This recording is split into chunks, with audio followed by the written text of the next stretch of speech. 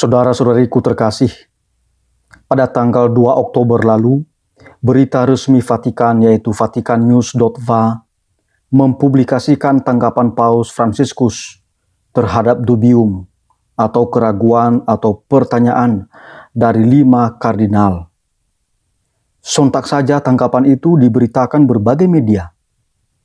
Ada yang mengkritik keras, tanggapan Paus terkait penolakan pemberkatan sesama jenis kurang tegas. Ada pula yang menyimpulkan, Paus Fransiskus membuka peluang pemberkatan sesama jenis.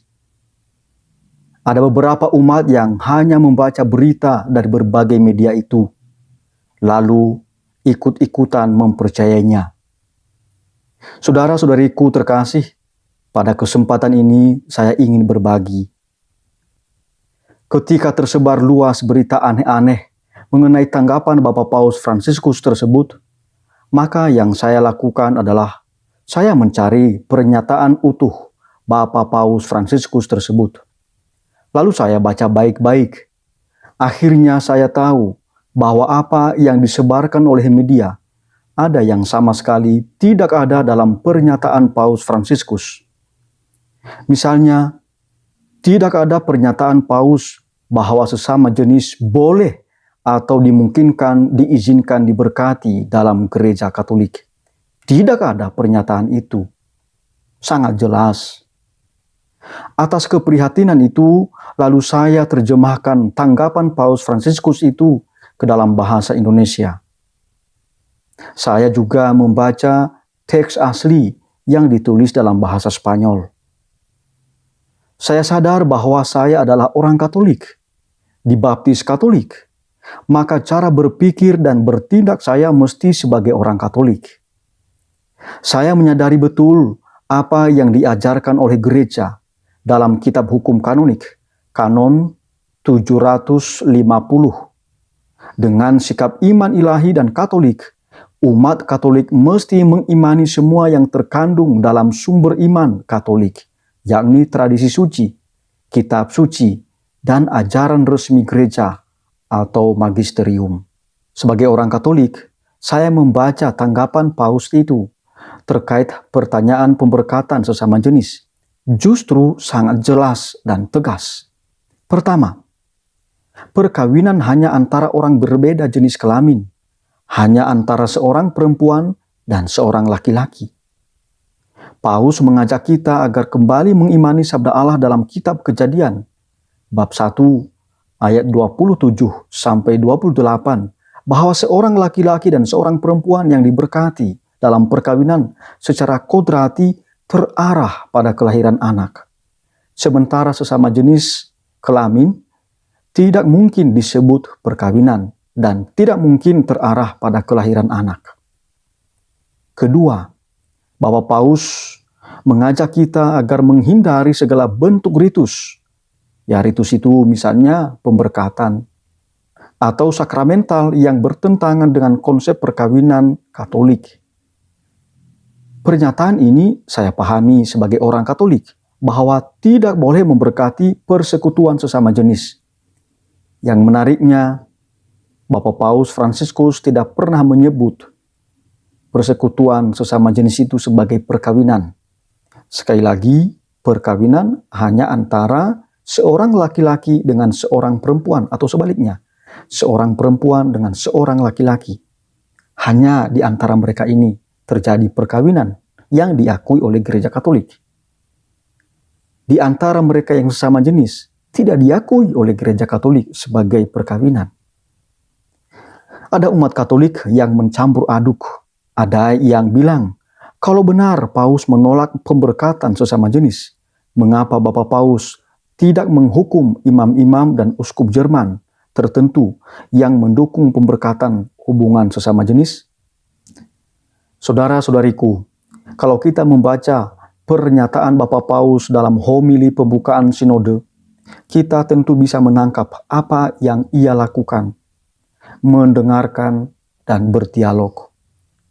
Bapak Paus menyadarkan kita bahwa jalan menyelesaikan masalah, konflik, pelanggaran tidak hanya satu-satunya, tidak hanya hukuman. Ada jalan-jalan lain. Kita yang sudah terlanjur terkurung dalam cara menyelesaikan masalah dengan hukuman, tentu sulit menerima jalan belas kasihan, dialog, dan sikap mendengarkan. Ketiga, Bapak Paus Fransiskus justru mengajak kita agar sungguh menjadi Katolik sejati, yakni pengikut Kristus. Kalau kita berhadapan dengan kaum LGBT, pastoral apa yang kita lakukan kepada mereka? Apakah kita membenci mereka? Apakah kita membuli mereka? Hei, dasar LGBT! Apakah seperti itu?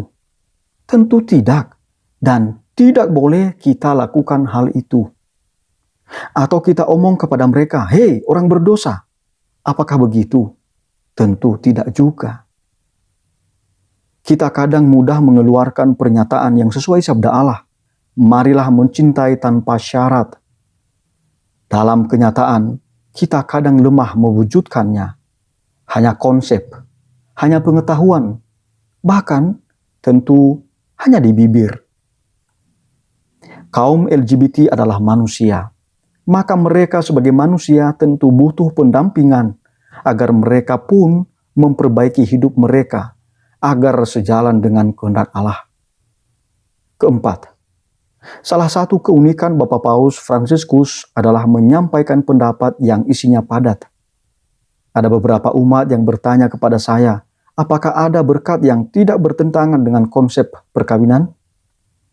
Dari tanggapan Bapak Paus itu, lalu saya menemukan berkat yang dimaksud adalah berkat agar mereka ditolong oleh Tuhan sehingga mereka hidup lebih baik, menaati hukum Allah sebagai umat Kristiani yang percaya pada sabda Allah dalam kitab Kejadian bab 1 ayat 27 sampai 28.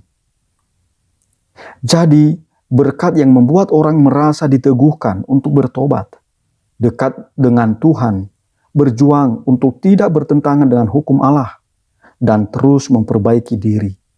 Dan bukan memberi berkat yang konsepnya perkawinan. Bukan seperti itu. Ini pastoral charity dan pastoral prudence. Pastoral yang penuh kehati-hatian. Bahwa ada tindakan pastoral penuh belas kasih kepada mereka.